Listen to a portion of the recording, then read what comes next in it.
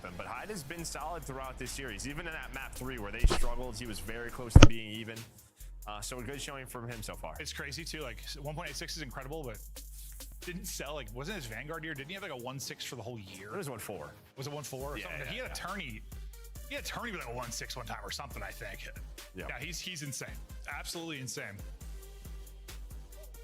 Falcons brush off the frustration from losing 6 straight search and destroy rounds.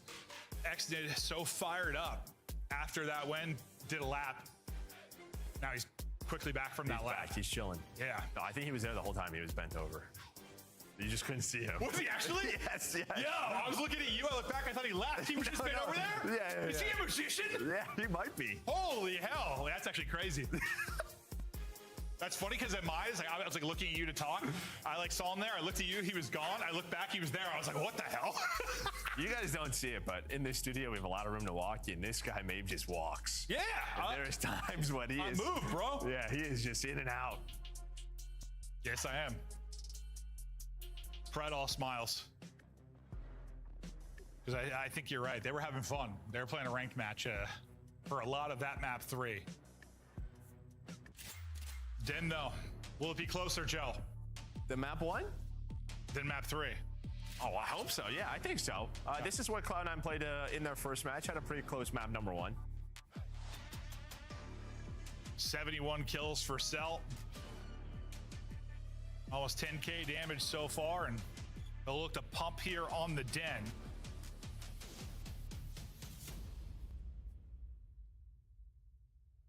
We'll see if Cloud9 can keep it scrappy again. Because yeah, even though you had like, okay, start like 2-19, like you were down 20, you were staying in it. Stat line is ridiculous when you say it out loud. No, I think that's what it was. No, it was, yeah. No, 2-19 is insane. Yeah.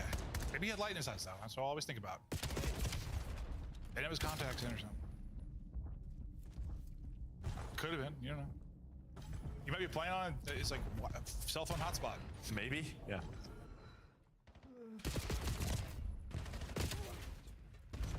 Battle continues for mid control, and just feels like, what do you think they get more room for Falcons to punish Cloud9 here versus a Colossus, or pretty similar? No, I don't think so. I think it's like kind of similar. I don't know. Den can just, there's some spawns that can happen. There's some splits that can happen. Almost like, yeah, kind of makes it a little bit easier for you. Like a free bailout. Yeah, at times. Free splits. Yeah, where Colossus, you just get destroyed. Well, you just have like several hard points that are central, right? Yeah. Just lead to splits. Even 2 is like not central, but close to it. Like not like deep in a pocket or something like a Colossus, like towards a corner. Pressure to, well, the team to control, make sure they keep the spawns where they want them. Taking a route will be Hyde. No, see, he spawned there, so that's kind of what I was talking about. Yeah, he spawned all the way back hut there, so he had a pinch at this P2.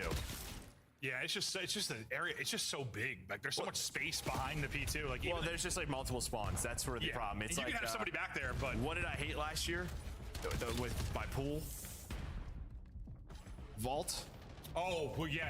Yes, that spawn back P2. Yeah, always pissed me off. Yeah, it's just multiple spawn points, so there's multiple options. You have to fully be blocking both of those. And they just weren't, but they've read it, they've dealt with it. Now you got them spawning all the way to the back. You're rotating to P3. Yeah, blocking 2 spawn points and holding the hard points. Correct. No, that's a good call. It's very similar to Vault, actually. The P2. And that was always insane. It's a P2 as well. Wasn't the horrible one on Hackney P2? What is it with P2s? Okay, well, Hackney was a different beast. Hackney. We should all delete that from our minds. Hackney P2 was the most unbreakable hardpoint in the history of our game. Shout out squad spawns. You could have had the team holding P2 on Hackney deliberately leave the hill, all go out and die. They'd still spawn P2. Still would. Oh, it was crazy. Speaking of crazy, Kismet dialing in another double. Help has come in. Pano pica aí, Frica. Cloud9 struggling to keep it close. Chupando pica aí. We'll see if it encourages to can get them into the point and fighting, and it will. Cell has been the hardpoint reaper. Looks to activate once again. He's doing just that. Able to get 2 for his team to get them out of the point. At least break this up a bit. Encourage has played from deep, and he's gone on a bit of a spree now. They'll try to push forward through this with the final seconds ticking away on Roto towards Tree. Falcons are set up. opportunity to do some damage. Yeah, I mean, this is kind of it, right? The story of this game is you've had to break if you are Cloud9. This is going to be a third hill in a row where you're asked to do it, and it's just going to be tough for these pro teams. So when do they start to win some rotations, or maybe they don't need to, right? Maybe you just get the back spawn. You still deal with Celium. Pred's going on a repitch here. We'll see if anybody picks this up. Normally you're looking at stairs or bottom red. I just don't think you're going to expect that. That is a nice route from Pred, and well, that's going to be all for dead.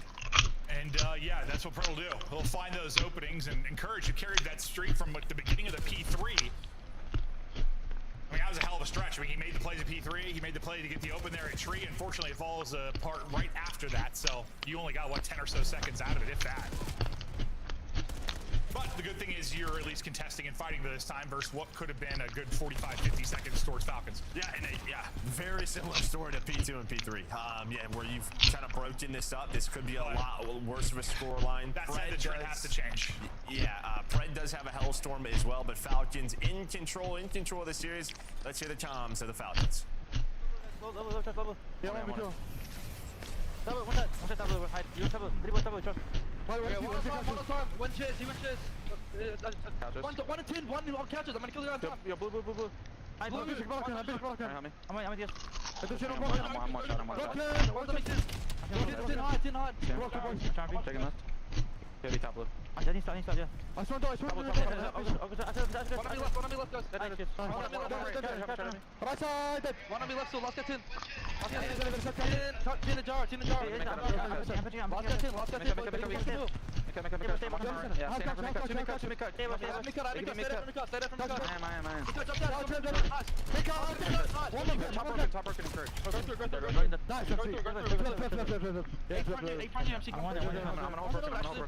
I'm gonna hold couches, guys. You guys hold front you. Yeah.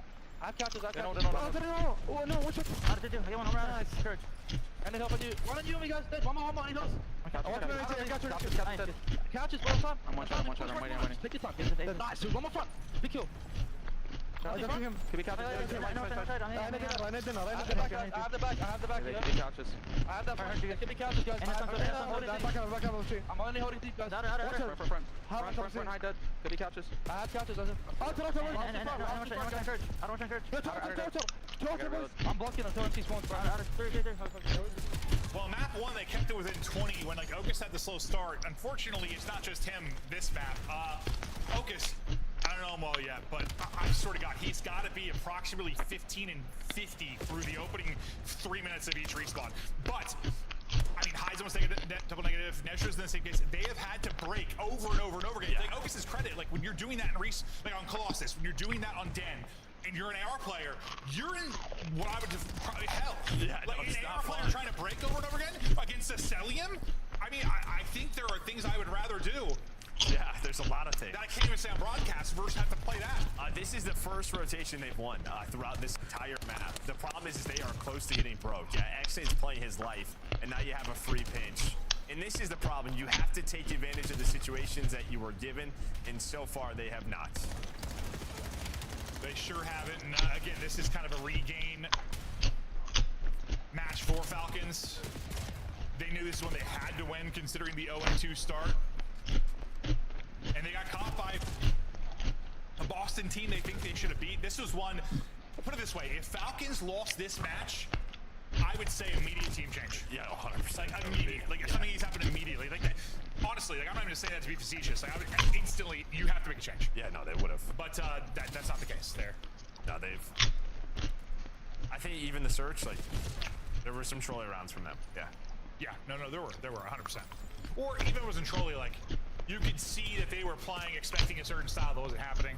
Well, and also just got destroyed by like that 1v3 round. Yes, no, that was. It was a combination of troll and a combination of them expecting one thing or trying to make a blind count or something, and that didn't actually happen, and then they were just blind instead.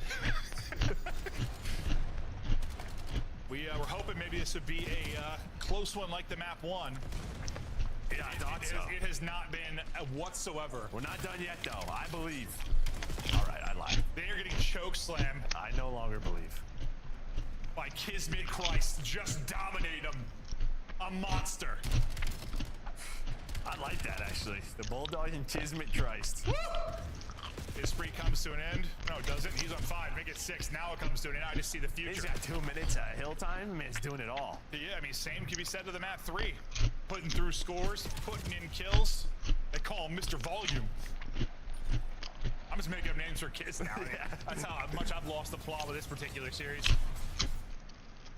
Cloud9 New York have been sacrificed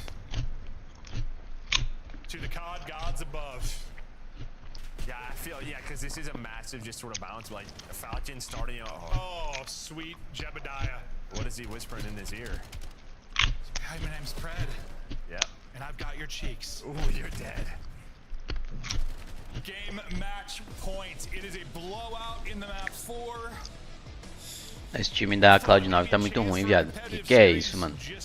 Os caras parecem uns bots jogando, viado. Não, não, acho que é pior que eu, viado.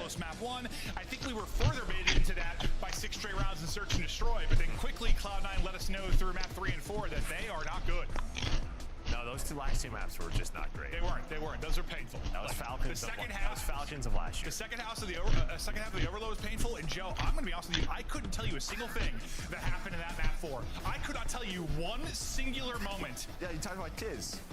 Kiz's play. Yep, at the tree. Got 3.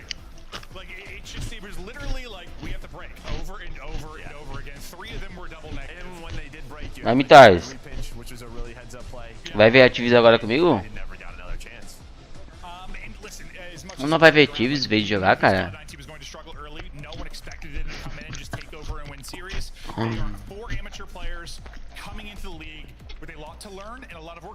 Caralho, viado, não assiste Corinthians, viado. This happens for a couple months, I turn into a very mean man, like I did with Falcons last year. I said, get that roster off the screen. Yeah. We're not there yet. No, I think the first match and the first 2 maps here, they played very close. They did. I just think, Falcons flipped the switch. Moraes falou que ia ver Thieves comigo, pô. And the talent and the skill gap showed. Vai, pô. Maybe this was like if the Falcons came out and won their first 2 series. Tô até agora falando, pô. Riding high, this was like a trap game. Maybe they could have got caught lapsing or something, but I think just due to how Moraes, were also coming in, feeling some pressure here. vai ver Thieves comigo agora, viado? Players like you've got some world champions and very talented players there. We need to win. They needed to win bad and they got the win. Mas tu falou que ia ver comigo, viado. Falcons' problems are over. Absolutely not. But yeah, as we said, like no facetiousness. Like if they lost that, they're probably making a change. So a lot of players maybe playing for their spot, or Exodus playing for his spot, whatever, however that might go down. But they get the dub. The team will probably continue. Do I think this team is probably going to make a change before the year is done? Absolutely, without question. I think. That's big brain right there. I don't know if that's going to happen. I think so, but we'll see. He's twisted right now. Send it to the desk, dude. We'll see you guys later. This guy is ready to talk about it. Get him on the flank. This guy's fired up. Yo, never a dull moment when those 2 are on the desk for the cast. There it is. There's the series 3-1. We were kind of on the same wavelength with that. Could have been a 3-0. Man, the first 2 maps though. Let's just start there. Cloud9. I didn't know how it was going to go. Okus was just dropping the ball left and right. It was like at one point we were like, okay, how negative can this guy go? But surprisingly, Cloud9 kept map 1 kind of competitive. Yeah, so there's this element to it, and I'm not too positive. T2? LCND? I'm not sure that this is what Riyadh was doing, but I can tell you, as an expert player of many years, sometimes you're playing a team like this, you know you're going to win, and you're just trying to hoop and go crazy, right? You're taking risks you wouldn't necessarily take. When we get into the search and destroy tape, we'll talk about some overchows that they had, but you saw that large portion of the map 1 as well. When they needed to lock in and hold a P3, they did it a full 60, right? So I think there was never a world where Falcons were going to lose this series. They just might have dropped strategy early on because they thought they could bully. Well, despite a rocky start, they did have a strong finish. Falcons, they ended up clutching up. Again, a momentum-based team. I think it was a bit tough after the map 1, map 2 especially losing that, but they ended up coming through. Kids that most likely holding it down. They get the win. Now, whether Falcons need to make a change, we don't know. Obviously, Maven is convinced, but what do we learn from this series, I guess, from the side of the Falcons and also Cloud9? From the side of the Falcons, I mean, I just learned that I feel like they're playing down to their competition sometimes. I go back to that S&D, and I just think about, like, they're on defense. I believe this is, like, round 3 or 4, and they're overplaying pushing through A in a 2v2 when bomb isn't going down and they have like a minute and a half to work with. It's just silly things like that I wouldn't expect from world champions, you know, from players that are used to being superstars and playing on Sundays. I just wouldn't expect small mistakes like that. You're not doing that versus FaZe. Right. But you might do that versus this. You know, I mean, that's really how the brain works. But in order to become the best version of yourself, you have to be consistent in every match, no matter who it is. So definitely valid complaints on the side of it. Well, Cloud9, you know, they take the L, but they did have some highlight moments. More specifically, we take a look at our scuff play of the game. Nezra picking up an ace, getting the bomb defused with 0.1 on the clock. Yeah, so this is the round that Ali's talking about. So, yeah, I mean, they get bombed down, right? And then you're in this situation where they're playing. All right, MC doesn't see him. He ends up dying. And then Pred's just like, screw it. Clay, I don't care what you've been telling me for weeks. X did everything I tell you not to do. I'm going to do right now, and does it. And then X doesn't bail him out. So, big moment for Nezra. And, yeah, to Riyadh Falcons. And that was 3 in a row, I think, at that point. Actually, Yeah, they go full 6 too. I mean, shout out Cloud9. This is their second S&D they won. I mean, some positives to take away from it. yeah, not bad. A good search and destroy. Obviously, a lot of work needed from the Cloud9 side, but enough of that. Let's go into our monster winner spotlight. We got Celium on the mic. Celium, what's going on, man? How you feeling? Hey, what's going on, guys? I'm feeling good. What's going on? Good, man. Well, let's talk about it. I get into it. First 2 maps, bit rocky, bit shaky, but you finish up strong. You get the series in. Walk me through, you know, from start to finish. What was your roster thinking? I mean, our team was confident throughout the whole series, and I mean, it showed. I mean, I think it was a sloppy win, but to win, you know, to win, so. MC, talk to me a little bit about Search and Destroy. It's been falling off a bit recently. The Colossus taking a dip. And then in this one, you guys get a little bit over aggressive. Can you talk to me a little bit about the problems and how you guys intend on fixing those and getting back to form? Yeah, I mean, it's only just our man-up situations. I do think our team is very good at S&D, but it's just like our man-ups, like, we're just scamming. So, I mean, that's all it is. Fair enough. MC, congratulations on the win. Unreal numbers of honestly everybody throughout the entirety of this series. I guess expected versus Cloud9, but I want to specifically focus in on your numbers because it kind of feels like we have the Celium index back. I mean, one of the best players in the game. If I want to be like Cell, if I want to shoot as straight as you do, what do I got to do? Outsmart people. That's all it is. Ask your people? No, I said outsmart people, like in game. Outsmart people. Okay, I'll study it. Oh, there it is. Celium, a big win. Good job. I don't know. What do you want to tell your fans, man? Because there's a lot of eyes on the Falcons currently. Yeah, I mean, I appreciate all the fans supporting, showing love. I see all the love, so I appreciate you guys.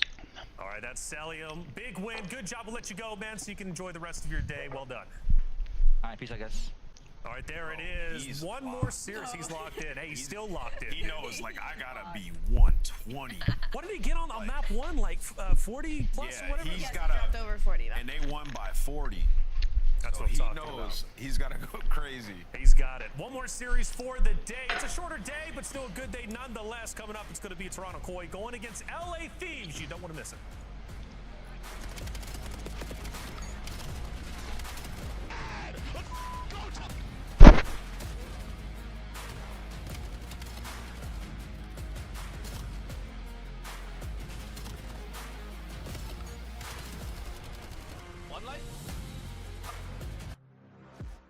Black Ops 7 returns to the Esports World Cup in Riyadh this summer.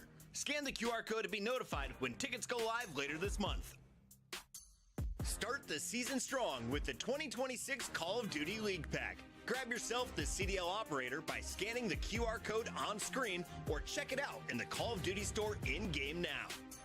Scuff, official controller of the CDL.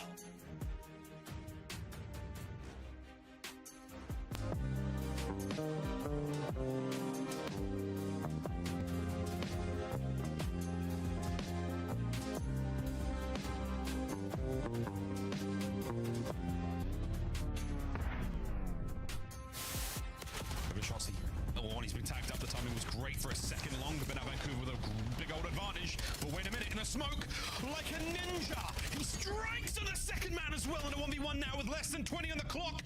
What? What? What? Come on, take it to him. He's got to go plant. He has to plant. Oh my God! If he lives, he wins the round. What a moment this could be. Oh my God! This other guy's tweaking. This guy is trousers. He can't even plant. He has his diaper. What the I want no parts. Damn, I can clip. That's a small criminal. I couldn't plant. Jesus, that was a crazy play. Well, hello there. We are back and ready to kick it into the map 3. A hot contest so far. Yeah, it's hot in the building.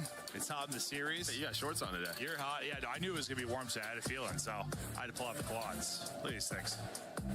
You think anyone's blinded? I've been see through them. I've been hitting the Peloton though. There's some muscle there. I'm telling you, these things feel like a couple of rocks, man. Okay. I'm so sorry about that, everybody home. Hopefully, no one.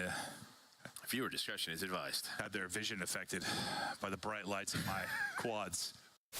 That's the problem. You gave them all the time in the world, and now Ultra have set themselves up perfectly for the barbershop hardpoint. The apartments, the alleyways, all the nooks and crannies are now full of Canadians. And you have Abizi at 9 and 22, and this is only a 20-point game. You're looking at the big plays in the final moments, but Envoy takes down 2. Envoy the front line.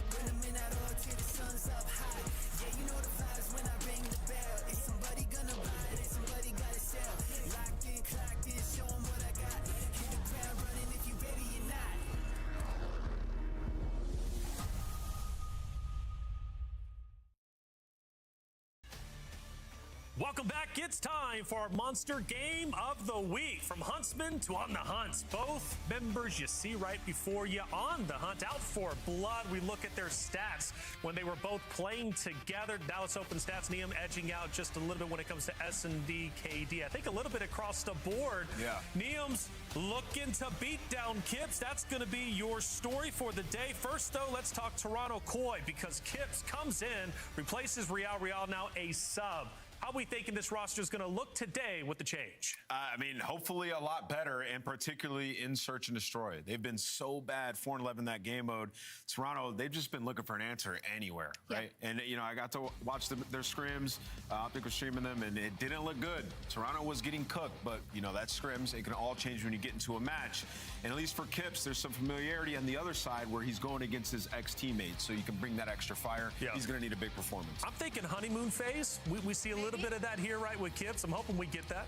I mean, I don't hate that take just simply because of the core 3 are so strong on paper, especially when they're playing at their best. So you put in a player like Kips, if he does the role filling he needs to do, we're expecting them to have a good time. But they are on a 7-series losing streak since January 11th.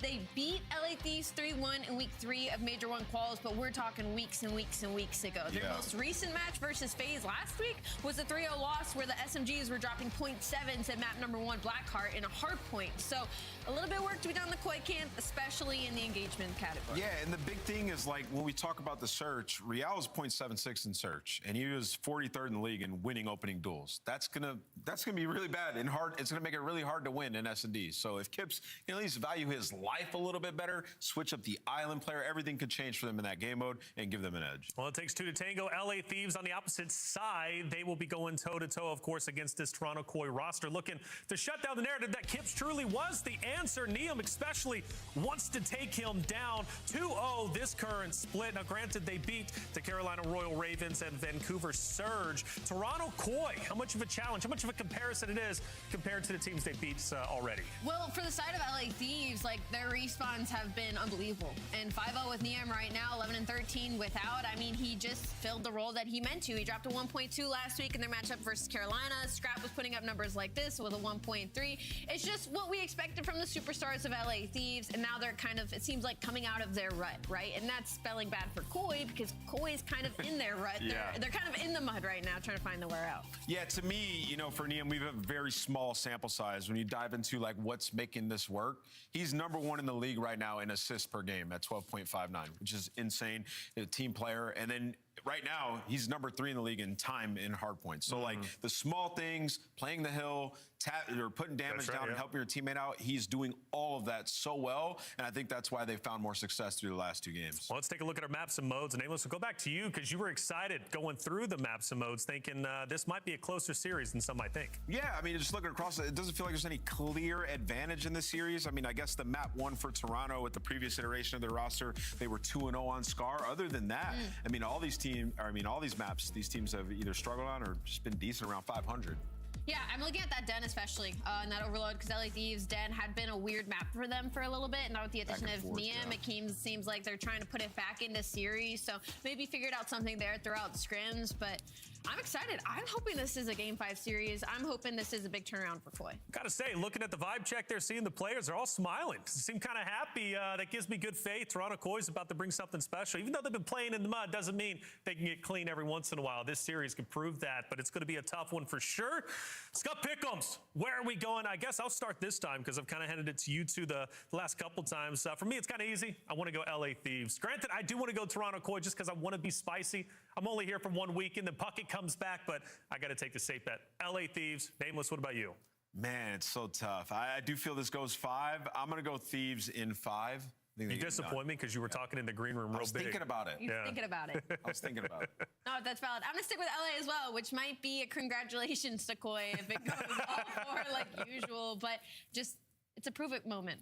That's it. Toronto. There it is. All right, LA Thieves chat. What are you thinking? Yeah, LA across the board. We can't get one up on you, but that means Koi got to prove us all wrong. You're down 7. Can you come back and do it in a big way? I believe in you. Shift study. Let's find out who you going for.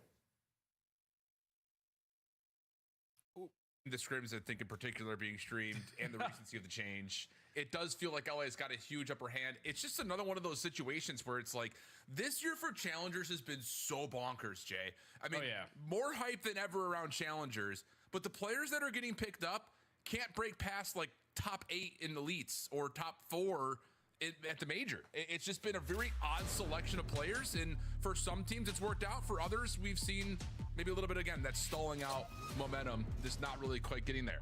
Oh yeah, the PR's been hitting different. Shout out to everyone in Challengers promoting their players to try to get picked up to the league. Huntsman had Niam, Huntsman also had Kips, and now both of them are playing against each other on the main stage. Obviously, for Toronto's situation, Kips is looking to be the golden child. Basically, Mercules. Like, get these guys right quickly. Niam is looking to continue his hot streak. 5-0 undefeated with this lineup in the respawns. But if I'm Kips, it's just about, hey, doing what my team needs me to do. Yeah. And already you kind of heard the narrative surrounding the 1v1 potentially out of Niam and Kips. Former teammates playing on Huntsman, now squaring up against each other in the league very recently after Dallas. And Kips is able to get the better of him, at least initially, but the quick counter comes through. So 10-10, the early count. Koi still in the possession of the hill, but routes starting to develop here for LA, and watch yourself with the BZ. He's been one of the most flexible players, I would say, in the league this year. Kleenex able to find himself a couple. The BZ in some trouble, tries to force a gunfight. He's got help with Scrap, and they do win back the hard point. Yeah, Swan's now flip, and on a map like Scar, you best believe you're going to see extra AR. So even though Kleenex is supposed to be running that second SMG, Scar's a lot of long distance gunfights. You got to whip out that M15 for some of these hills, but Koi at least do a great job at the P1. You get 28 seconds, spawns go back and forth. Now you win the rotation over towards P3, forcing all of these to try to break through gain, and they cannot find an opening until they get that trade at Delhi. Yeah, but that trade doesn't really do too much in terms of moving around the hard point, but Scrap wins an unpredictable 1v1 versus Joe. That now puts a little bit more pressure on Toronto, having to watch the pinch and the hit from the front at the same time. Dealing with the first one to drop. Nade does land. Kleenex already in some trouble, stunned up behind the generator, but the flank has been made safe. Now all eyes can go forward for Toronto. In sight, try to keep his life. He has got Hydra low in front of him, but it's a BZ's double that has the hard point staying open. Ooh. Oh yeah, but then it's Kips off the respawn, able to line up 3. The new guy on the block single-handedly is able to hold down this P2 for Toronto. Now you're forcing Thieves early off the rotation towards P3 at the plane heady, because if you're late to that one and then you give up some streaks on the way, it's going to be even more difficult to try to hold that one down. But Kips continue to shine. 10-4 on 5. Yeah, looking solid, looking solid.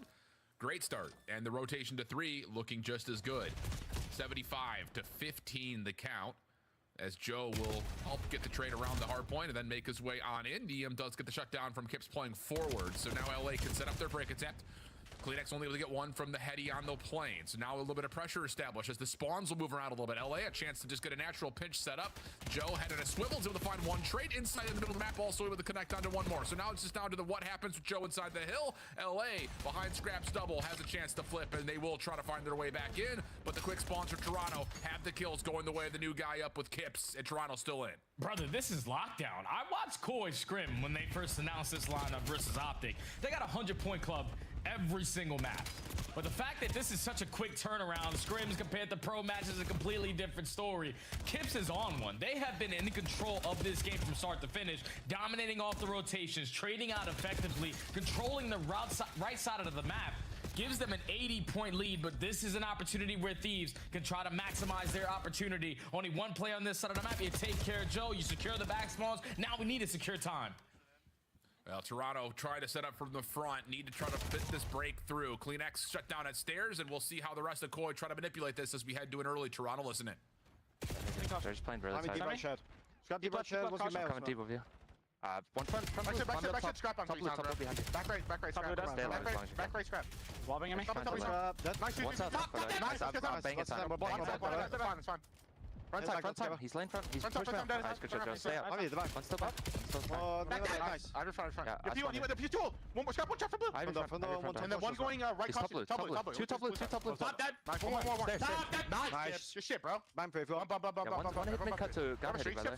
I'm banging right. I don't think so. Ain't gotta be. You're in shop.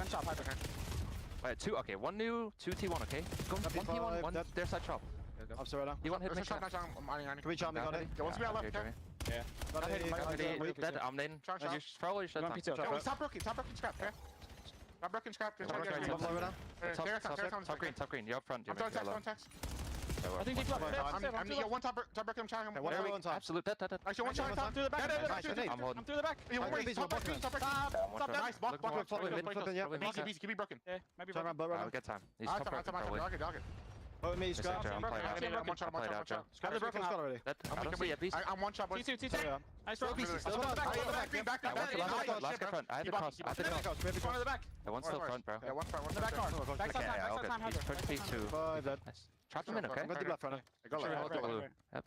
Right, dead. Nice, good shot. I'm saving it. I'm looking top back. Yeah, I can help you right, okay? One's on T2 now. Yeah, they're I'm gonna help him left, okay? I have deep left right now.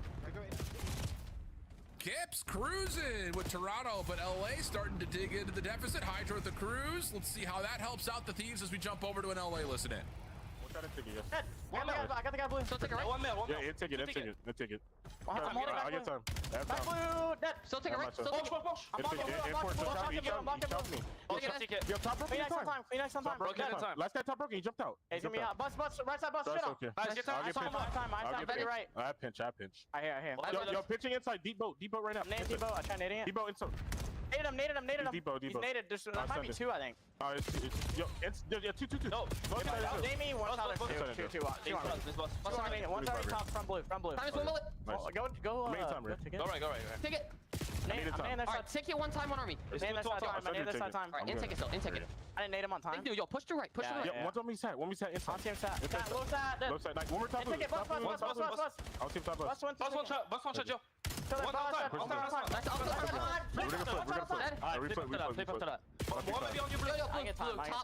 blue to the back.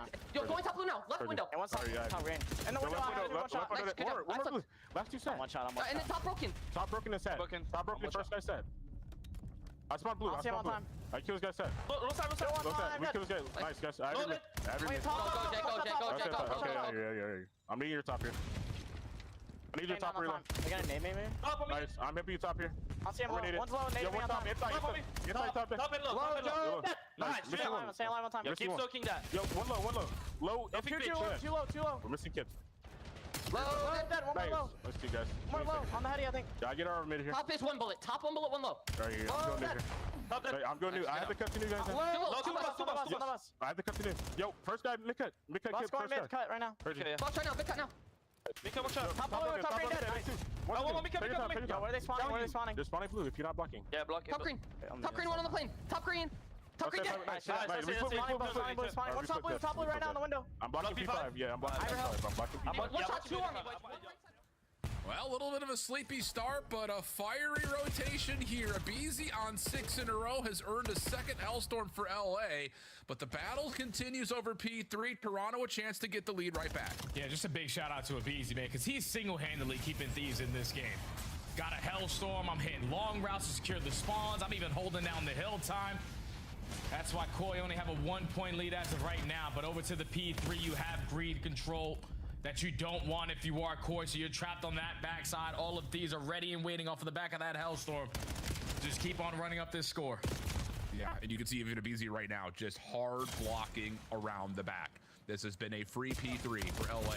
But now Toronto, late in the hard point, trying to push their way forward, flood out the Thieves, see if they can flip the spawns late, and they will be successful in least blocking. Hydra, Scrap, both spawning out. Toronto trying to frame up an approach through P2 side, and it's Abizi who's in position, trying to watch this hit. Has a little bit of help with him.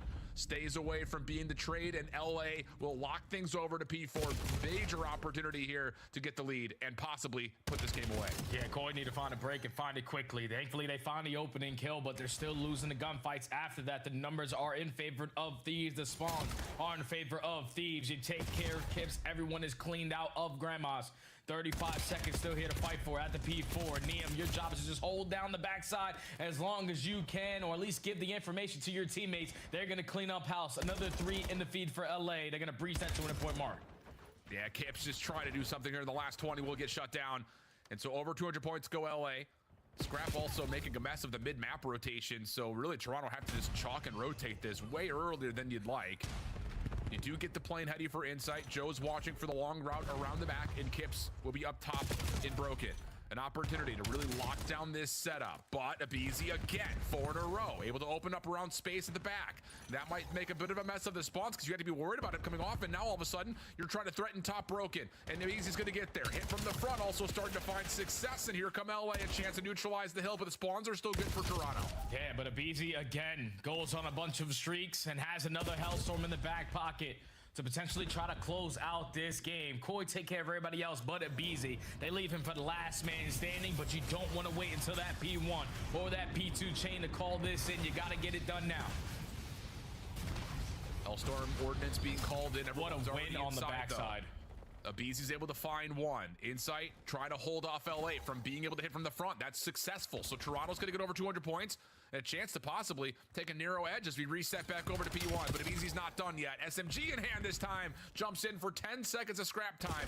That's not insignificant, especially if you can confirm the last bit of it. But Kleenex gets 2. And now numbers for Toronto rotating back over to P1. Yeah, but Neum and Scrap, the AR duo on the side of LA, are able to combine for 2 off the rotation. Now, how can Neum finesse on the time? Not for long at all. Now, Scrap's not aware that they're going to spawn right behind you if you are Koi. So 207, 222. We're going to have a photo finish here on the opening map between these two teams. But Koi are in right now.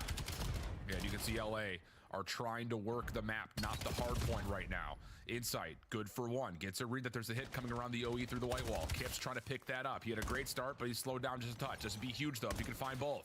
Has another member in his way. Abizi with the win of the SMG. 221, 222. 25 seconds left to fight, and we're still battling for spawns for P2 in the last 20 of this first hill. He just continues to draw the attention. 2 players try to take down Abizi and just forcing him to look at you. Your teammates are finding free kills.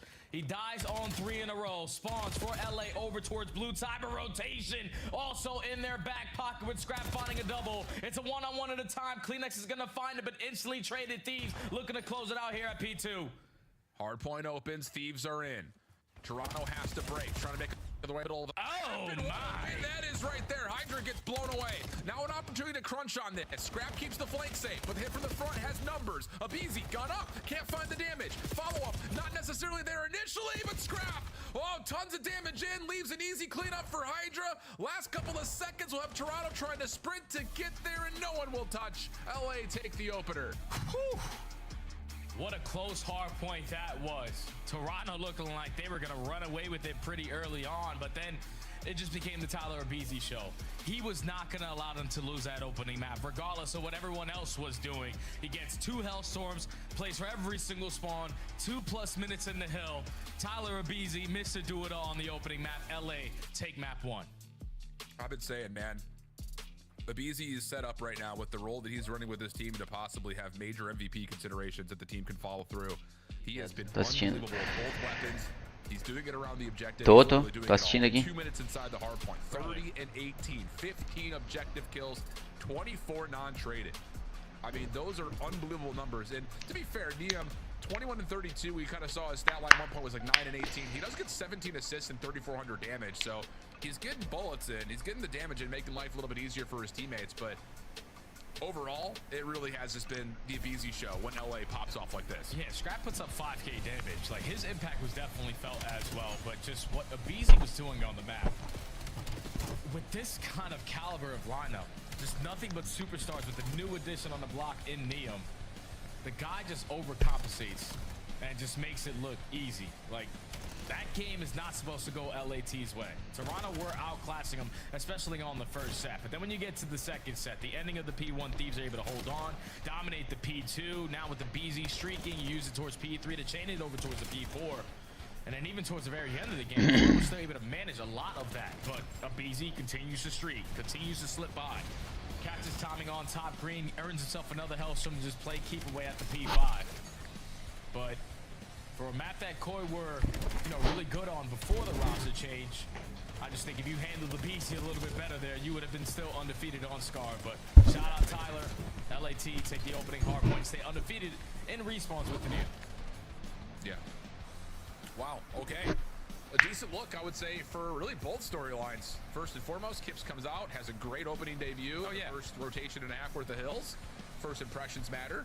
But on the flip side, Neum and the rest of the LA Thieves continue, like you mentioned, to be flawless in their respawns, which is unbelievable in terms of being able to kind of turn the storyline around. I think in particular, just in the nature of how this map was starting to unfold, because the first rotation was looking pretty dire until we eventually got to the late stages of it, and then you get that P1 to P2 hold. Just absolute flawless out of LA, gets them back into the game. They continue from there with a good rotation from all the way into P3. So this good macro game from LA gives them the edge early. But Colossus Search and Destroy comes up next here. Give your thoughts here, Jay, because again, it's always hard to evaluate a team with a new member in the mix when it comes to talking about Toronto in particular, but it's a map that they really didn't play much at all. I mean, they played it once and they got smoked on it, so a bit curious to see it show up in the rotation here for Toronto. Oh yeah, I think it's because obviously with the roster change that happens, you have Joe DeCease and now Kleenex leading the charge with those SMGs. On a map like Colossus, even with Real in the mix, I thought that this was going to be one that would treat them very well. The aggression out of your SMGs, the routes that you can hit, and just the pace you can set. They just didn't decide to play it. Horrível essa ganada aí, viado. One time, and they lost it. So sitting at 0-1, obviously 0-0 with Kips, I feel like when you make a roster change, obviously Search and Destroy is the one that's going to take a long time to get it where you actually need to be in that teamwork aspect. But on a map like Colossus, not really a lot of routes, so everything should be in front of you. I think Koi are just going to try to take that approach on this one. Other side of things for LA, a map that has also not treated them all that well. They have yet to get a win here either, so lots of things in terms of figuring out what exactly this squad is going to prefer as they start to build themselves up. Both teams, of course, making the very recent moves has us all wondering if this is going to be enough to really cement them as top contenders, because I think after the display we've seen from FaZe, obviously we've seen from Optic and Paris, they look like the pretty confident top three. But Toronto, at one point in time, you got to remember, like in the mid parts of the major qualifiers, they were, I mean, actually first 2 weeks, qualifiers, they were pretty solid, but just could not quite finish series later, especially as we got into the major. Just after those first 2 weeks, when they come back from that break, everything completely changed for Toronto. They used to be the best Overlord team, were fantastic at the hard points, still struggled in Search and Destroy, but now you hit the complete reset here. And so far into the round one, first blood goes in favor of LA. They instantly find the second kill. Still in a man-up advantage, just not going to waste any time, get the bomb down today. Yeah, the 2-3-5 has not been kind to Toronto. At least after the first 2 weeks, they were great at over. Yeah, they were literally could not have been better. Yeah, I think is. Well, here come the nades, and that will give the intention of where this retake is going to come from. Although LA are still being very cautious to make sure there isn't anyone floating behind. It looks like they will be pretty good to clean this one up. Yeah, and sure will be. Only dropping one in the round. LA strike first. Yeah, pace setting right there. You find the first one. If you're Hydra, you instantly find the second kill. Realize that not on the A side of the map, so they have to be working the pinch. You just get the bomb planted, play your man up. Chow as a collective unit. LA Thieves quickly in the Search and Destroy find the opening round, and they did have the opportunity to play this with Neum in the lineup versus Vancouver. And I think the biggest turning point losing against 6-3 was the fact that a majority of their rounds they start down 3v4. 7-2 in first blood category they lost, but so far 1-0 here.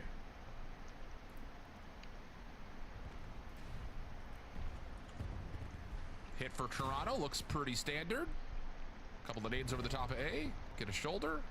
Do we commit to planting? No, instead we're stun checking over towards tunnel. LA will feel pretty confident that this is going to be an A hit, so they'll rotate over a little bit late, and nades will push Joe off. No plant here. And now they're ready to send it because they know they have 2 players weak. So you might as well commit when we have the advantage, but you commit and no check the right angle because Mr. Toby, if you didn't know, is running at SMG again. He's able to find 3, Neum in a 1v4. Did you steal his ace? I hope you didn't, because Kleenex single-handedly got that one done for Koi. Yeah, that is another one of those moments that you look at and say, okay, like we're dealing, we're reeling, we're dealing. And the tempo that gets changed when you've got Kleenex with the sub is just one of those things that just kind of feels like a no-brainer, right? Like, it almost reminds me when Abuza was first picked up, and with that Seattle team, he was like forced into playing an SMG. It's like, this guy was the greatest AR in Challengers EU that year. What are we doing? And it kind of feels a little bit like that, especially when you're able to find everything out of Kleenex here in round 2. Yeah, sometimes when you're young, you just want to do what your team needs you to do when you get picked up early on. But Kleenex, he's a CDL vet. Top 5 SMG of all time in the CDL era. So he's bound to make plays like that. Ties the game up with an ace. And now he's trying to continue on his aggression play. Finds another kill to start this one off. So now on 5, working for potential storm considerations. And how about this for Toronto? Going to have to play for an A retake here if the bomb does indeed get planted in this 3v4. LA taking their time, and I just don't know how in the world you would expect this many players on the flank.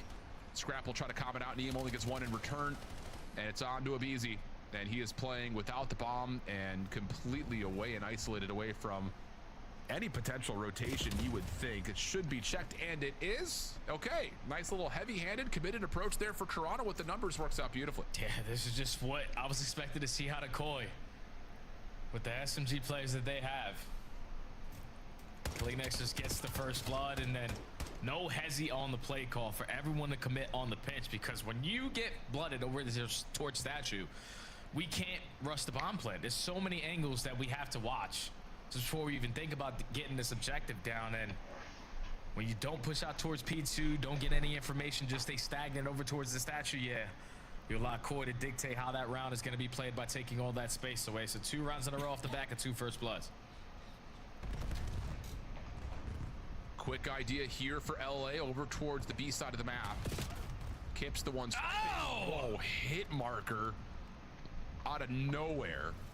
But we'll stay 4v4, and that's going to be one of those feel bad moments, but an impressive little look to see what Kips has to offer with the scope. Yeah, and that allows Insight now to always have that M15 in hand. Probably was uncomfortable with the scope sometimes, but you pick up a new guy, he's more than comfortable to run the boomstick. Scrap this time finds the first blood. Kleenex with the trade. Kleenex finds kill number 2, but it's the young gun 1v2 now. And that's one of those moments of why you give Kleenex a sub. But like you mentioned, 1v2 now for Kips. He may read this rotation pretty well. First shot, trying to jump over the top of it, not able to connect. And now just looking for an extra opportunity. And he is stuck in spawn, and yep, LA are very aware of that. Easy rundown. But another small moment where like you catch a glimpse of like, okay, this is why we put Kleenex in a sub. He wins a couple of tough battles, so as soon as LA try to collapse on the first blood, gives Kips at least a chance. But with the scope against 2 players running at you, one of them being Abizi, good luck. Yeah, that all just comes back to the opening round. Like, if I'm gonna hit those wall bounces to hit that kind of shot over towards the boat side, yeah, you gotta give me that kill. Fortunately, you don't find the first blood. Scrap, on the other hand, does. When all those gunfights go down over towards statue, they have 2, you have 1 if you are Koi. So tie game, all tied up in the first blood category as well. Toronto back on the defense, and this time Scrap's got the boomstick of his own. Yes, sir. Focus though for LA is largely over the middle of the map. Abizi takes a ton of damage, and he's just kind of showing force, and he's successful in pulling the Toronto defense over towards the A side of the map. So now the bomb has made its way over to B. Double stack here. Kips nearby. Whoa, didn't like the look of that. Said, whoa, they're here, they're all here. Trophy system also deleted, and this should be a plant and a pretty confident post-plant setup for LA, but no. Instead, they're going to try to rotate. Oh! Abizi snaps out to Joe Thieves. Scrap catches Kleenex, trying to rotate, and now the round becomes pretty much just a matter of time. Yeah, 1v4 for Insight. Spots out 2 players at this A site. Makes it a little bit more manageable. 50 HP in a dream. Able to get out. But caught on reload, able to reset it. Gets the one on the Neum, now to the pistol. Oh, almost. And LA can laugh about it for now, but holy cow, did Inside ever give that a look? Yeah, that one just gets a little bit scary. Scrap last man standing. Everyone was just committed on the pred route. Just one guy left. You chase him down like you told your kid. But Inside almost pulls off the 1v4 there. So Thieves on their approach, on the attack, just caught Toronto off guard. Like they were more stacked over towards blue lobby and at A site. And by the time they ran back to B, Kips is thinking, all right, I'm on the B side for free. No one's here. Turn that corner. Wait, they're actually here. Just a free first blood of the Thieves. Now they have the advantage again. Mid-map control for LA. Tunnel control in particular, as Hydra's already made his way from one side of the map to the other. It'd be easy just throwing shoulders on that top box corner, while everyone else for LA is more focused on stopping a rotation through mid and playing contact for any info at A. Toronto have gotten top mid control, though. This will force LA to have to adjust and adapt to that position. But Kleenex gets caught. Hydra somehow walks away with 2, including the bomb carrier. Okay, just don't get any information early on. By the time you wrap back, you just wrap back into a blind position. And Hydra's ready and waiting in towards tunnel for the opening double. Now it's a 1v3 for Kips. He's surrounded by all of LA. And them just taking the map to Toronto just catches them off guard. You play way too slow in towards yellow lobby. You're thinking, all right, LA have been aggressive through B side a little bit. They've obviously been aggressive through A. But they take the slow and steady approach and don't give Toronto any information at all. And it sets up Hydra not only for one, but the opening double. And that secures the round there for LA. Just the smallest, slightest bit of holding off on the trigger to allow a chance at both, because it looked like he was about to get the business from the second, but no one checks the corner. And again, it's one of those things of why would you? We haven't seen this play out of an LA defense yet. Oh, that's an aggressive shoulder that Avizi gets a ton of information on. Now LA can hit the brakes and see if they can try to isolate. Kips for one, falls on into the play. And oh, mercy, Kleenex lucky to still be alive. Avizi not in a position to trade, but you do have an early route from Scrap. Exactly right. Okay, he switched. He's kind of missed a little bit of timing window until he finds the player over at mid, and now it's just on to Kleenex for the 1v2. Yeah, he doesn't spot anyone with the boost stick early into the round, so switches to the M15. Abizi gives the info. They're trying to get aggressive through mid, so just a re-wrap, able to catch one. Now Toby left in a 1v2, 45 seconds and counting. Just got to choose right. Got to play the 50-50 correctly. Oh, he's played to this point about as cleanly as you can. He's already checked out mid and over towards A, but now is where the question marks start to pop up. Scrap has been seen. Wow, clean shots out of Kleenex, but at that range, they're marshmallows. So with that, Avizi will jump forward, get the bomb planted, and Scrap will watch over him. And the 1v2 will now have a clock riding against Kleenex. Yeah, Kleenex has mute filled and also a frag in the back pocket. Just has to get a read on what the post-plan setup is looking like for LA. You get the info onto Abizi, but Scrap ready and waiting on the crossfire. Able to clean up house. And you see, that's the difference between two attacking rounds right there. Because Koi in their previous took their time in their spawn, gathered no information. This time LA, no, Abizi just goes right up yellow steps, throws one quick shoulder, spots out two players, gives the comm to his teammates. They're getting aggressive up through mid and statue. So let's try to set up around it. And when the first play goes the opposite way, you have players in a position to play the trade, and then Scrap working on that late pinch. Thieves at game point now.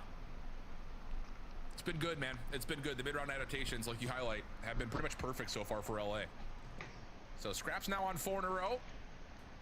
Then again, for Toronto, it's just been trying to get these rounds over the finish line. And LA is going to throw another weird look at them. Scrap in some trouble, will stun himself to some freedom. But they're trying to isolate Neum, and this is a heads-up play in terms of the setup. Neum's out of there. Scrap gets caught though at mid. It'll be easy, shut down by Kleenex, and it looks like Toronto will be able to convert on this one as it's just Neum left, and he can't find anything. Flawless round for Koi. Yeah, just complete blind count around right there from Koi. It was Kips gathering the information through that B side. He spots at least two guys going aggressively through tunnel. So the SMGs on the opposite side take mid-map away. You find the first blood. You find the next two after that. Put Neum in a 1v4, and he's just isolated with no chance in hell. So Koi able to stay alive a little bit longer in the search and destroy. Force round 9. They've gotten away with some good aggression, to be fair, but it's been on this side of the map that they've had some trouble. Scrap gonna try to snipe. Oh, sees the pop-up late. Insight will have that extra information that Scrap is scoping. But this is maybe one of those unfolding rounds that just turns into, yeah, nades late. Get the smoke down, get the plant. Hydra's gonna commit for it. Toronto need to make a decision. Are they gonna try to contest this plant or not on the exit? And they actually do. They stop the bomb from being planted with that nade from Kips. Kleenex also takes down Neum on the corner, so now it's just down to a 2v3 the other direction in favor of Toronto. Yeah, no need to do anything else. Job already done. Scrap is left with the sniper in hand. Abeezy's most likely going to try to run around and make up for it, but instead of Thieves trying to locate where they are, they're just not going to waste any time, get the bomb planted. It's going to be on Abeezy to just gather any information and just keep on valuing his life. Wow, one bullet away from being taken out of the picture, but now back to full health. Tries to challenge at mid, doesn't like the look of it, backs down. Scrap. Has he found a rifle? Yes, he has. He's trying to watch over the top, and now he's got to watch everything all at once. And there's Kips right over the top of Statue. Couple of rounds in a row for Toronto. Yeah, even off of the back of that first blood out of Scrap. Just Toronto in the right positions to successfully retake or at least stop that bomb plant at A. Semtex with no trophy systems down finds a kill. The Gunny finds a second. And in a man-up advantage, there's no need to do anything else. Like, we can allow the bomb to go down, retake it together with an extra gun. And Toronto now fighting their way to try to force round 11. Going to round 10 now. Yeah. Really good stuff in terms of how to fight off that 3v4 right there from Toronto. Especially considering the set play for LA looked perfect. Set nade over the top works. You get the bomb a fraction away from being planted. If I'll be honest, Vidra gets that bomb planted, that whole round looks very different. Oh yeah. Good counter nades come through. Abeezy just checking for contact up top. Maybe sees just a whisper of insight, but not enough to really move anything around. Kleenex, shoulders. Yeah, just both players looking for information. Hydra, whoa. Up close and personal here at B. This is just what you would figure be a one and done position if he stays by himself, but now Scrap's here for help. He's the bait. Toronto commit to trying to hit this? Yeah, exactly right. Hydra's just bait, and Scrap can either watch the cross or vice versa. Yeah, Scrap is just throwing shoulders, trying to force Toronto to try to commit over towards this B site. Potentially set up Hydra for the opening kill, but he peeks at the wrong time. There's already been 45 seconds wiped off the game clock, and Koya trapped. Yeah, but look at this. The LA are thinking we've got them on the rotate with those little show of force, so we're going to try to hard come in around through A, and Toronto are prepared for it. I like the idea from LA of, hey, we got some damage in. There's no way they commit to hitting this, so let's see if we can beat them back to middle. But the two Koi members that are there leave the iron, and that's enough for them to rip apart this LA retake. There's just no need to do anything right there if you're Thieves. Like, the bomb is not going to get planted on either one of those sites. The Scrap's just throwing shoulders to try to set up Hydra for the first blood, but Hydra just decides to peek on up. And that's all the information Koi needed to realize, all right, there's two players on this side of the map, and they're probably going to try to beat us to the punch over towards Statue. So just ready and waiting off the split setup now, force round 11. LA on the attack. Toronto defensively looking to play pretty standard. Abeezy already getting up top at mid. Will force some eyes for Toronto to keep themselves planted there. And that means freedom around the A side. Abeezy's cleared all the close corners, all the rad areas. And now it's just down to figuring out what we need if you're LA to try to execute. Yeah, LA are trying to get these stuns and nades to be baited out. But Scrap, unfortunately, is going to get baited out with the wall bang by Joe. Bomb this game planted, but Koi got the numbers.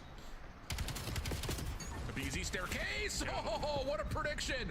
Timing was perfect. Able to line up two. So now 3v2 the other direction. Is Hydra the next one in line? Watching this close corner cross. There's the shots. Hydra up, able to find one, keep his life. Neum in some trouble, but is able to get the reset in LA. Will close round 11 and take this to a 2-0 series count. Oh, and it's none other than Abeezy again, who just continues to shine. You're thinking Thieves are man disadvantage. Oh, there's no way in hell they should be able to win this round. But Abeezy, the king of first blood and the king of finding his timings, even with the frozen player clan, looked like he did it with his eyes closed, is able to catch the two towards top middle, put the numbers back in favor of Thieves, and they're able to finally get a win on Colossus Search and Destroy. With everyone giving their 2 cents in, but a Beezy again being the closer. Unreal stuff. It's just, you have to make a play in a 3v4 when you're committing for a bomb plant, and none other than a Beezy to pick up the one position that was most vulnerable. Crazy scenes. And now we have a Den overload coming up next, and it's just one of those things where, again, we find ourselves looking at this LA team. They've looked good on it here so far this stage in the qualifiers. It's been one of their most played maps overall. So a big, tall ask here for Toronto to start a reverse sweep, coming with a new member on a map that LA are experienced with. Oh, yeah, 2-0 with them. Then they're looking to add it, or at least be a staple for this LA Thieves roster, trying to go 3-0 for a perfect 3-0 in this series. That'd be sick. We'll see what happens, though. Toronto are shooting. They're fighting, my friends, but not quite able to get the job done in the first 2. It's been a Beezy who's been all over this series with Den Overload coming up on the backside of the break.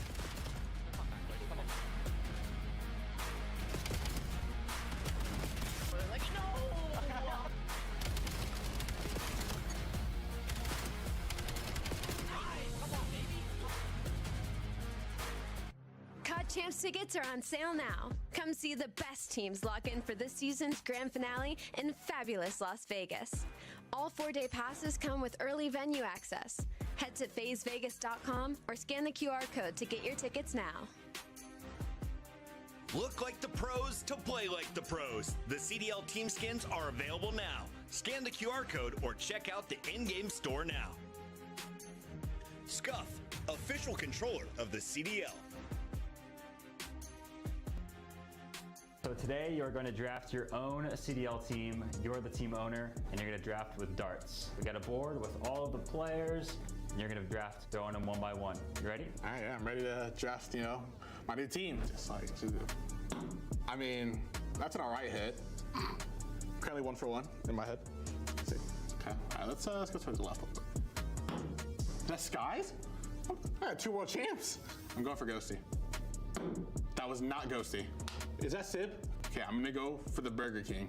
Okay, he is currently undefeated in the league. You got come on. Oh, yeah, we got that's not who I was going for, but okay, let me think. Sib, Skies, Formal. Can I get a sub? This team might have no pace. Who's carrying the bomb on this team? It's got to be Caesar. I know he's a team player. He loves doing anything for the team. He'll anchor. How many majors are they winning? All of them. What? This is a super team. Look who I just built. And once they win, who's gonna spend their money most unwisely? It's okay. Let me break this down. I can't break this down. I actually don't know. Mace, I'm gonna give it to Mace just because he's just gonna order $500 worth of Terry Blacks or something, some barbecue.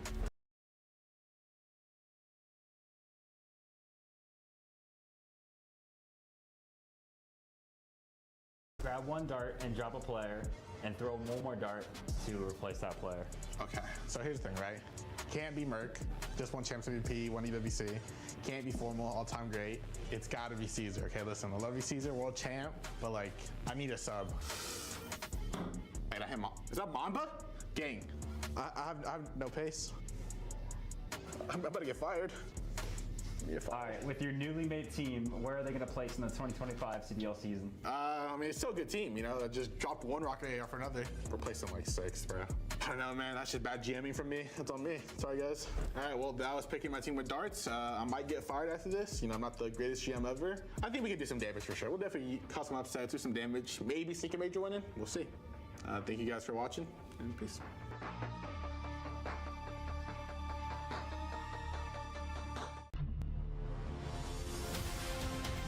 Find out who's built for the big save. The Heretics ready to dive in. Fights 2. 4 and Snoopy. Come on, once more.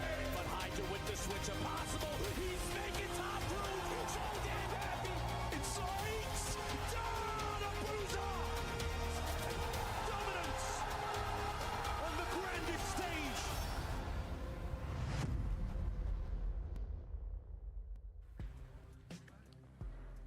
Welcome back, everybody. We are in the midst of our final match of the series, and we're looking at Toronto trying out a new roster with Kips in the mix, Kleenex back over to sub. There were a lot of question marks surrounding how scrims were looking. Was it really worthwhile? But so far through 2 maps, even though they've lost both, they have been fighting. It definitely looking more like the usual Toronto that we would come to expect. But on the other side for Thieves, The Neum experiment is working out nicely. They take the map 1 with some good confidence at the end. Map 2 clutched up by none other than Abizi, and now we've got Den Overload. Jay, where's your headspace at? Oh, well, LAT are looking to get a 3-0. Like, they're 2-0 so far with Neum on this map. They've been able to figure it out, obviously, ever since Neum enters the building and respawns in general. That is 4-0 in Hardpoint, 2-0 in Overload, and they got an opportunity to play Den Overload again to potentially make it 3-0. I just feel like ever since Neum has entered the building, obviously he's been a little bit more consistent when you talk about the slang, but just an enabler even more for like Scrap and Hydra. And obviously we've seen what Abizi's been able to do, but he's just been able to enable Scrap and enable Hydra to basically do whatever they want and just be the safety net. I just think this core lineup now with Kleenex running a sub in Overload should completely change their dynamic of how they want to play. So Koi, even though they're down 0-2, they still can fight back here. Agreed, absolutely agreed. I mean, again, when you look at a series Overload, or pretty bit Overlook, and you see those tight numbers right there, you definitely feel confidence if you're Toronto saying, hey, we're fighting, we're in this. Let's not get it too twisted yet. But this map has been, I won't say a bread and butter for LA, but it's been common. And this opening breakoff has produced some opportunity early.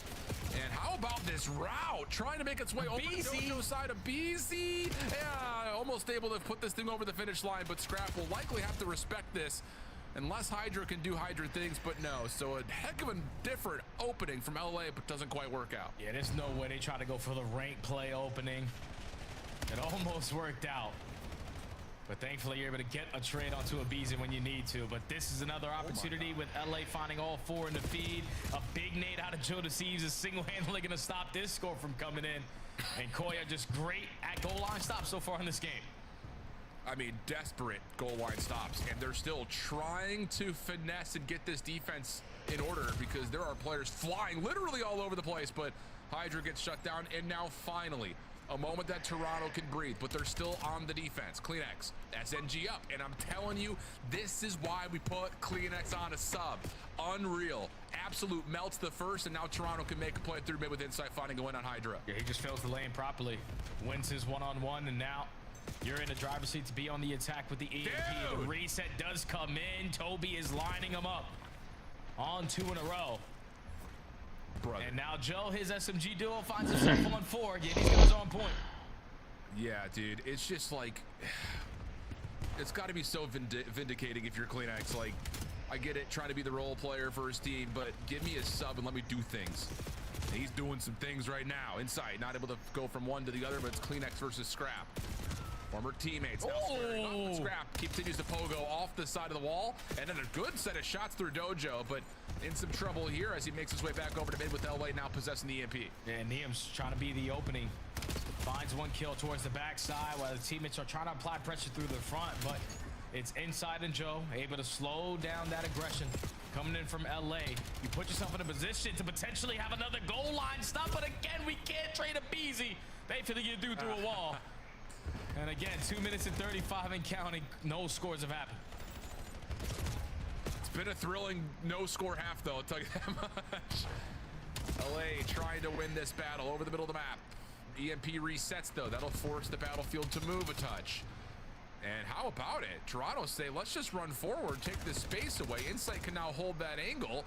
Great shots out of Joe. Kip's there to follow on the damage that's been provided. Just comes down to can they clear Neum out at the window, because Scrap should be dead to rights, and Kip's able to finish, and a chance for Toronto to go on the offensive now. Okay, Inside the lead blocker, just needs to value his life, but does get caught by Hydra.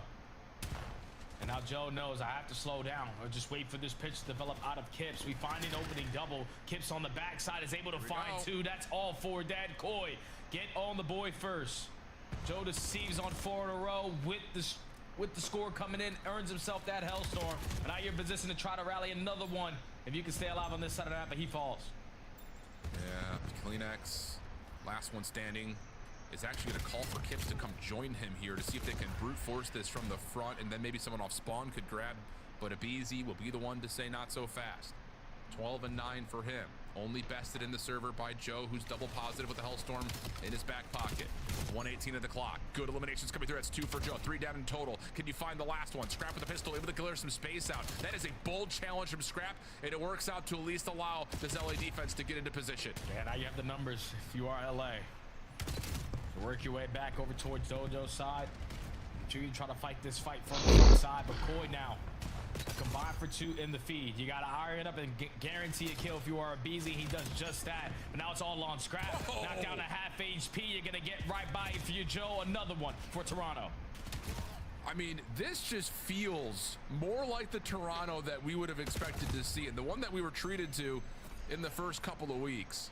Even in the first 2 map losses, it just feels better.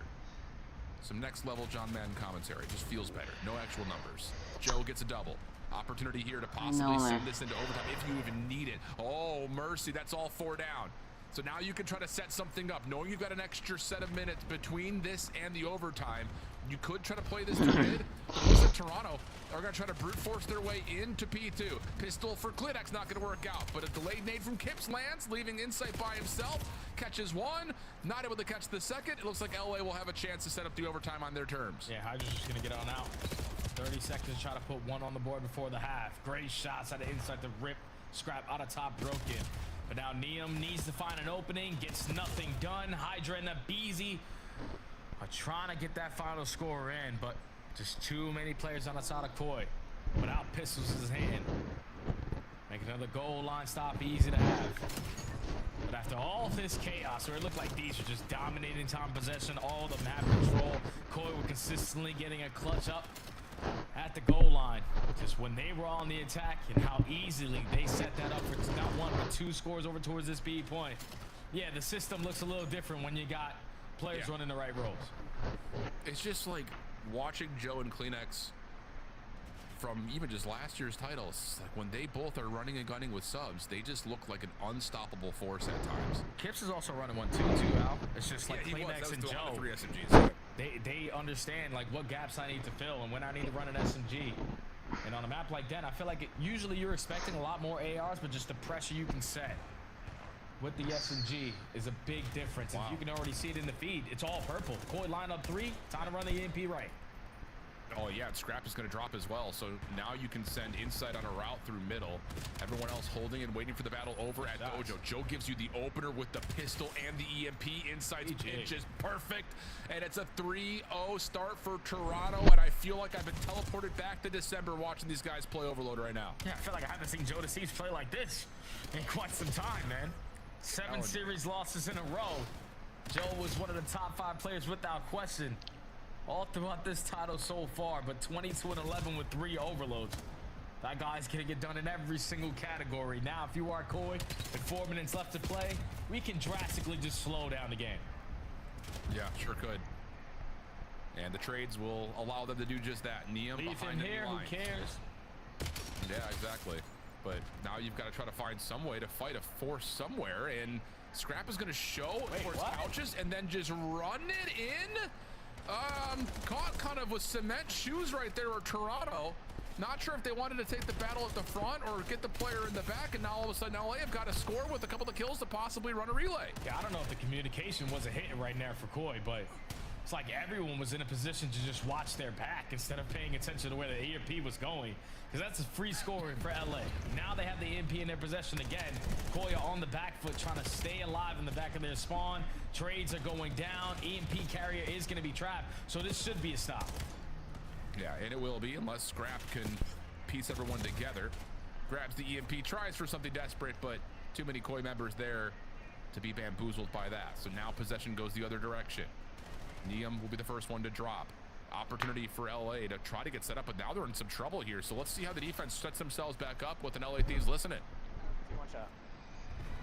I get a cap. Just holding it. Ball there. Nice. All right, 1 mid cut.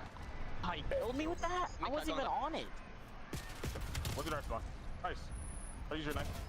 Okay. It's on mid here. On the left. Go on top. P2, one top. P2. Toby's P2, going mid. Right side couch, 2 on me. Show me right side. Nice. One more, Two that. Nice, 3. That's two. We go left fast. Left fast. Hey, front couch inside. Front left. Outside. Nice. One left. Something else. Hold on me. Hey, that's two. It's gonna spawn left again. P1 arch, fuck, I'm going.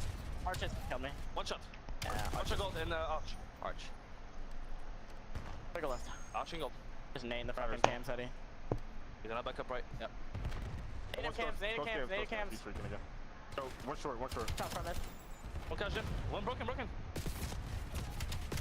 Judges. Oh. Yeah, they're shot. I mean, two down. They smoke out. So fucking moron. Got spawn kill, that's 8. Like, why is that so slow? Not broken. Left, outside 10. Coming left. And one couch. Couch broken, 2 left. There we go. On the head of me. Watch out, Queen X. Out right side mid. We should fly ball, boys. We should fly ball, 2 middle. Yep, mid-cut. One bullet mid-cut, Jamie inside. Oh, maps though. You went right. One speed one. I'll see him top bat, blue. Full mat, Jamie. Nice, Running at me on the point, done. Nice. Outer hit me. Hit him once. He's shining the ball. Nice. Garage was about you too. Put a wrap. I'm going left with him. We just have to go left with him. Yeah. Might be one PG. Well, looks like time will likely expire on this map for LA. Decent bounce back for a moment there, but Toronto just, again, they look so refreshed, rejuvenated, and they just look more like themselves. Just a little look in the mirror, apparently, is all it took with Kips in the lineup. Yeah, just put Kleenex on a sub, and we'll get Jamie Inside activated. You know how your long-time duo plays. His pace style opens up lanes for you. But he's sitting at 30 and 21. Joe Thieves is dominating with all the overloads in his back pocket. And just Koi with the pressure and just the way that they dictated how they wanted to play this den overload was very easy versus LA. So they're able to extend the series a little bit longer. And even though Koi find themselves down 0-2 in this series, the first 2 maps were very tight. The new lineup, the system is starting to click at the right time when they needed to. And they finally stopped the bleeding in overload. It was 5 losses in a row. Now we got 1 in the W column. Yeah, we'll take that. And honestly, just kind of looking at like how the map was played, Kips is the one kind of allowed to go and do whatever he thinks is the best play at any given moment in the map. Like his engagement numbers were not exactly as high. I mean, what finishes 19 and 20, but he's the guy that is initially trying to play the other side away from the EMP when it's in the Toronto camp, when they've got the offensive opportunity, and he's the one kind of creating distraction. And that's just, you know, again, one of those things that you look at this system, and this is going to be a weird shout, but like it kind of reminds me when Toronto show up with Mercules at Boca last year, where it's just like, we need someone to fit into the system. I can see that, now, this is what the system is. And kind of the same thing with Abe at EWC. Like, it's just one of those things, like, keep the same 3 guys doing the same 3 things that they've been doing for the last 3 years. Yeah, you're gonna find yourself getting some good results, ones that you've been looking forward to finding. But when you take a look at the numbers early on into that game, like the first 2-3 minutes, Thieves were dominating. They had all the map control, they were finding every single route, all the opening kills. But it's just Koi continuously finding goal line stops, turning those into successful pushes on their approach. It's just easy when you're finding your kills, like the SMGs with the lead blockers winning their one-on-ones, and then you're setting up your ARs who whip out extra SMGs at some times to just work on those late pinches. The same thing we saw at a phase, where you have playmakers and you have play breakers. New system for Koi worked out here on deck. Yeah. Clean, man. I like it. I like what I'm seeing. And again, this kind of reminds me of Toronto on this map in the beginning of the year, where they were blanking teams on it. I mean, 4-1 against Vancouver, 4-0 versus this LA Thieves team. They had a 3-0 a little bit later against Paris. Like, they looked so good in overload.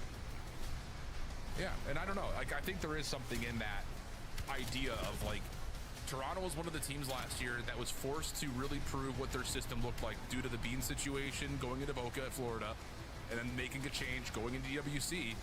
And these are the results that we essentially got. Like, Mercules was great with Toronto. Granted, he's also obviously an unbelievable individual player, but Abe was picked up late to that AWC roster, and they finished, what, top 4, right? Yeah, top 3. Yeah, top 3. So, I mean, that's just one of those things, man. Like, just trust the system that's been built over the last couple of years, and we're going to see more results like this, I would imagine. Yeah, I think just allowing, you know, your final player or that odd man out to just be a flex guy, to just, like you said, allow everybody to just do what they want to do. The other guy just has to fill the gaps. And for right now, for Kips, he's doing exactly just that. But some misplays happen in that map, number 1. 1 round difference in the search and destroy. But you dominate on that overload versus a team who's undefeated ever since they made their roster change for Neum. So now going into a Colossus hardpoint, I'm more than confident as ever to try to force this game 5 if you are Koi, because just the pressure and the pacing that you're able to set with CleanX running at SMG alongside Joe, they're going to consistently find their kills. You just need Kips to do his 25%, and they have an opportunity to force game 5 here. Agreed. And I think we've also seen flexibility from Kips to where if they need to run a third sub, he can do that too. Exactly. I mean, it really does feel like the recipe is built a little bit better. Again, I don't want to like sell the farm here because it's one match worth of action with Kips, but it just feels like not only has Kips played very well in his debut, but it's been the fact that the other 3 players look like the players that they've been over the last couple of years. Yeah. Not try to do weird stuff, formulate a different role change when you've got one of the best SMGs, maybe historically since being in the CDL. Like definitely CleanX has been in there. Why bother with that? Like, if it ain't broke, don't fix it type mentality. So, see how things unfold here, because we're expecting it to be fast and furious with SMGs galore. I'm pumped for that. It's crazy how 2 former AR duo teammates are doing the same exact thing for 2 different lineups. Just trying to be the glue guy, the fill-in guy, to do his little 25% and allow everyone else to just be the players that they are in the CDL era. Niam doing it on the opposite side for LA has led to a 2-0 start in this stage. And now Koi with the new addition on the block in Kips. Trying to completely turn it around. You want to try to avoid that 0-3 here in stage 2, knowing that you're going to play 11 matches. But if you can sneak this one out very early on with the new lineup, this is chef's kiss. Yeah, that'd be insane.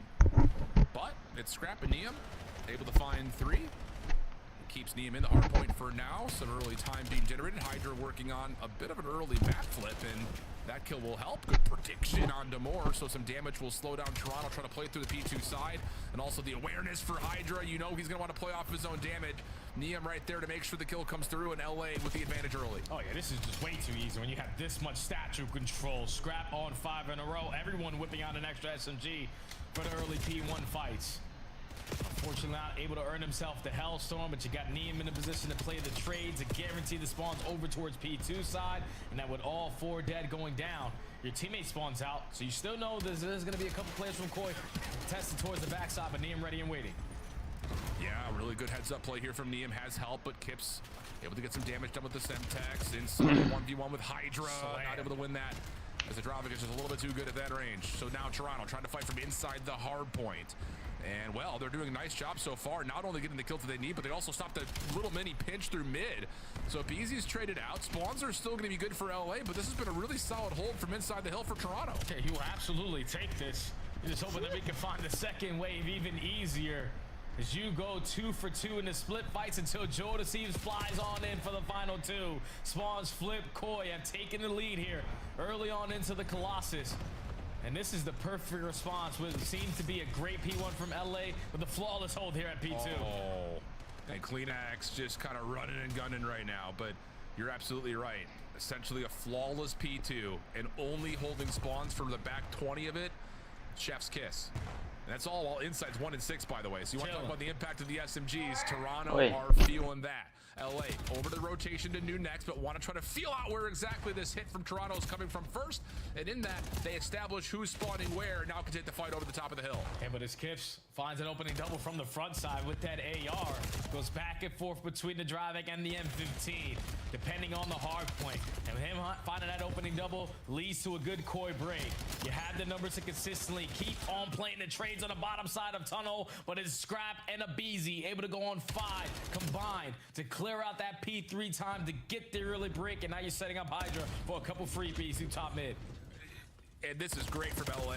You know that Niam's gonna lock you down anchored spawns. You've got Hydra making sure no one hits an OE, and you let a BZ just do what a BZ does. And how about the timing here? Hydra able to reestablish control of the hill with the pinch around the back and do a little bit more than that. So a great moment here from LA. A perfect response to the P2 from Toronto, who now have to try to win this rotation from the front. Joe gets you 1, but Niam shuts down the play.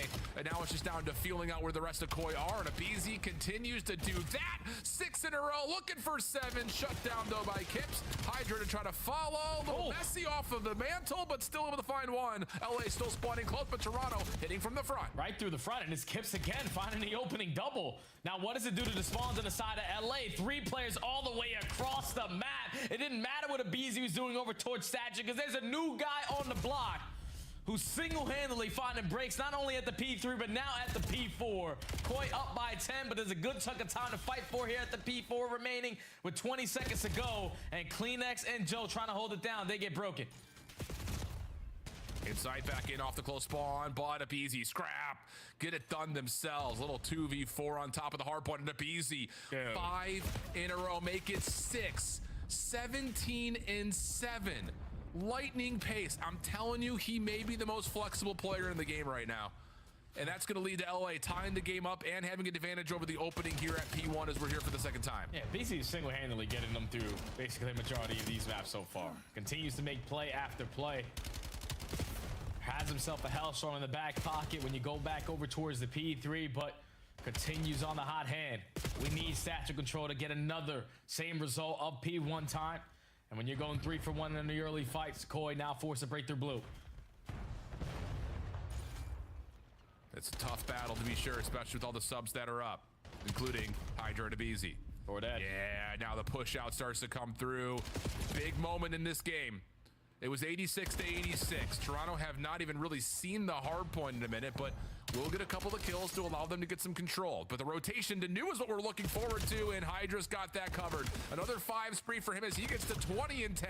Not done as he wants the pistol shell, and Hydra gets to 6 in a row. Toronto will move the spawns though, but they need to win this next set of gunfights because, well, the spawn out happens before the hard point opens. Yeah, now LA have 2 Hellstorms going forward in the rest of this game, and Hydra just hopping on the objective.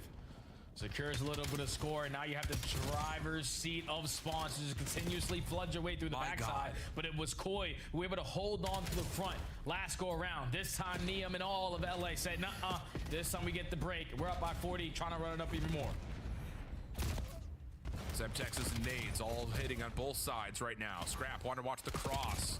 Shut down. Hydra, a little elevation play, not going to work out. And Toronto will get us back to within 40 points. Abizi, the rest of LA looked like they want to try to go for this scrap time, and why not with the kills that they're able to get there. Catch Toronto on rotation. Now there's just one player inside the hill. It's Kleenex, and he can only do so much against the force of Abizi. Toronto will still spawn behind the hill.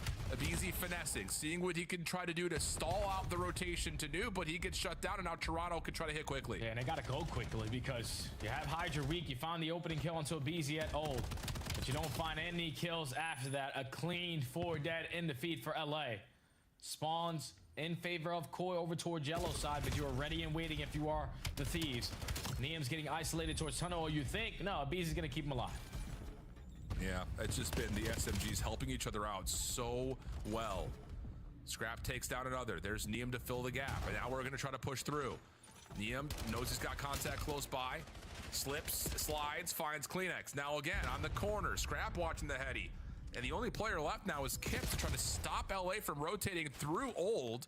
Luckily, Insight, who's been slow in this one, stops the rotation on the OE, but LA a huge and comfortable lead, and now they're starting to exit with only 13 seconds left on the third. Yeah, and you still have 2 Hellstorms, so you're definitely going to invest one here if you don't have the spawns as fast as you want to. But they are finding all the kills. Last player you got to focus on is Joe Deceives. Neum's going to have a one-on-one, loses it. But now Abizi here to try to fill that gap also gets picked off. So Koi find every single gunfight off the rotation. But this is why you dominate early into the game. Let's call it a Hellstorm. Yeah, absolutely. I mean, with the 2 Hellstorms, this should give you the advantage you need to put this thing into the record books. Abizi, with it called in, has Scrap for 2. And the Abizi will hit with the Hellstorm. So now over 200 points go LA. Toronto in scramble mode at this moment. And trying to get through this side door against what Hydra's been able to provide doesn't feel great. And that's why. Scrap for the opener on the pinch. Neum, Hydra keeping their guns up from the front. It's a full 4-man wipe. And how about it, LA aware that they still have Toronto spawning behind this hill? Yeah, this is bad, man. Or they were just into the game, and now the last couple of hills have go heavy in favor of LA. And Neum with the turn and burn onto Insight. Just grows the lead even more. Only need 30 seconds to close out the game. You got statue control. Abizi almost finds another kill in the feed. But it's just a matter of moments for LA call series. Yeah, it's just been one of those things that LA, thanks to the sprees that we've seen, just give themselves so many opportunities to collect points, whether it be at old time or opening up rotations to new hills. And Abizi continues to not lose gunfights. Hydra. Almost the same story there. But if Easy will take his attention to the hard point, Toronto finding a good wave of eliminations here. Could turn into a moment to kind of stagger the spawns and push through. But you need to also collect the time, so they're just going to set their battleground around Statue to play for P1 time. Yeah, but Thieves can't play two on the back foot. You got to continue to be the aggressor. And with you finding 2 kills, you can still soak up all this final 15 at the P1. Koi, everyone coming off the respawn over towards yellow side. They know that it's only a matter of time. You don't have time to hit some of these long routes. You got to go straight to the HP. Oh, Hydra's just absolutely shredding him apart. 33 and 18. He's in flow right now. 34, looking for more at the top of P4. He's going to find another until he drops. Hydra will finish on another killing spree, and it'll be a convincing closeout for LA. Good moments to be sure for Toronto, but the story through and through continues to be that this LA team looks refreshed. Ai, viado, o Hydra é diferenciado, irmão. O Hydra é diferenciado, irmão. Since you added Neum to the building, you have played Colossus now back to back, and it's basically been the same exact scoreline, just utter dominance, especially Cara diferenciado. for LA. When you have the SMGs, Easy and Hydra, you just gotta let them get into flow state. Scrap is always gonna put down his damage, but Neum is guaranteeing them to be on the best side. Cara, o Scrap sempre tá bem, viado. O Scrap sempre tá positivo, viado. Mano, ele é o melhor AR, viado, disparado. Ele sempre tá bem, viado. Tipo assim, geralmente quando os caras perdem, mano, ele sempre tá bem, viado. Sempre alguém afundou, tá ligado?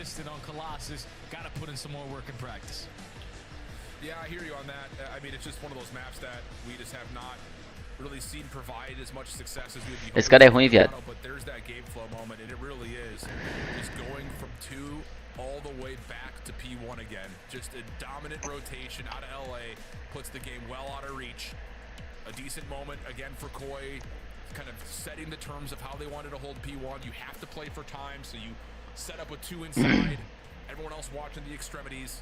But é só amanhã agora, acabou. So we look back over the series layout. Again, it's a battle for Toronto. You have to be really happy, I think, if you're a Toronto Koi with what this new look. O cara jogou a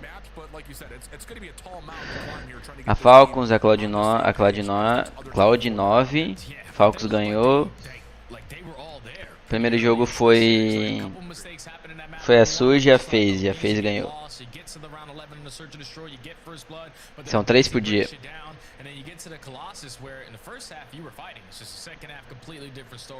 Amanhã tem de novo. Amanhã é domingo. Amanhã a Thieves joga de volta. Yeah, I think so as well, especially going through an LA and a FaZe already. Yes, you lost the series to Carolina, but you're going to have some opportunities moving forward because of the nature of how this stage is set up. But that completes our Friday. We head back to Taylor and the desk to give us our final thoughts.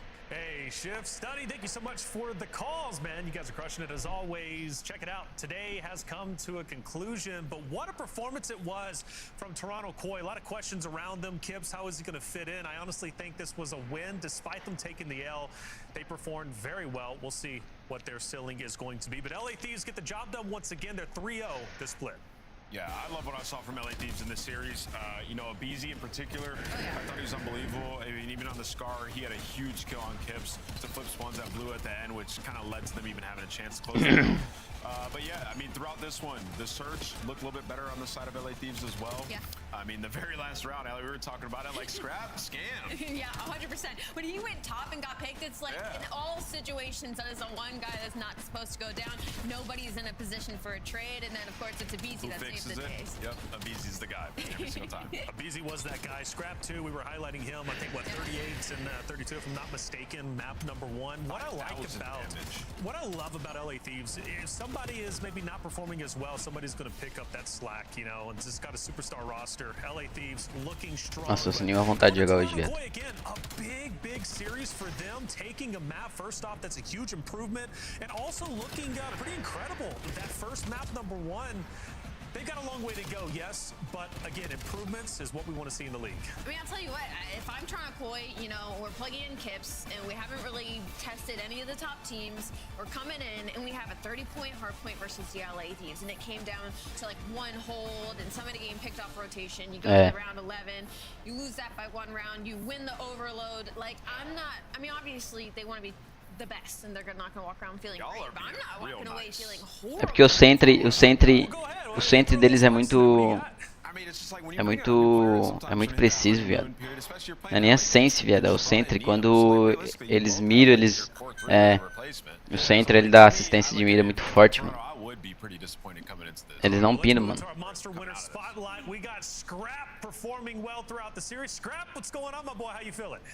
What's going on, man? How are you guys? Yeah, good. Can't complain. Good series overall, man. You guys performed well. Where is this team looking? I mean, obviously, right now, you guys are looking stellar. You've got a superstar roster. Where do you want to be by the end of this split going into Major 2? I mean, yeah. I mean, at the end of the split, we're trying to, you know, be the best team in the game, going into the Major. Yeah, and that's just gonna come with time. Obviously, we have a new player, and like I said, just more reps, and that's all we need.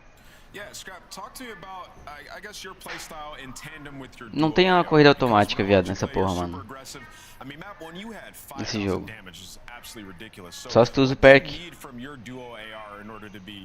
É? É o perk... Ah, mano, não lembro qual é o perk, mano. Eu não lembro em qual dos três ele fica ali, mas ele tem um perk pra assistência de corrida. Mas ninguém usa. I just think with Jay coming in, it's just kind of put me in a better flow, I guess. Yeah. Scrap, I want to pick your brain a little bit. This was a bit of a closer series. You know, you're talking about 30-point hardpoint, going to the round 11. Who is kind of the person in LA Thieves comms when you're in game, when you're in these high moments? Who is kind of pulling the... Nice.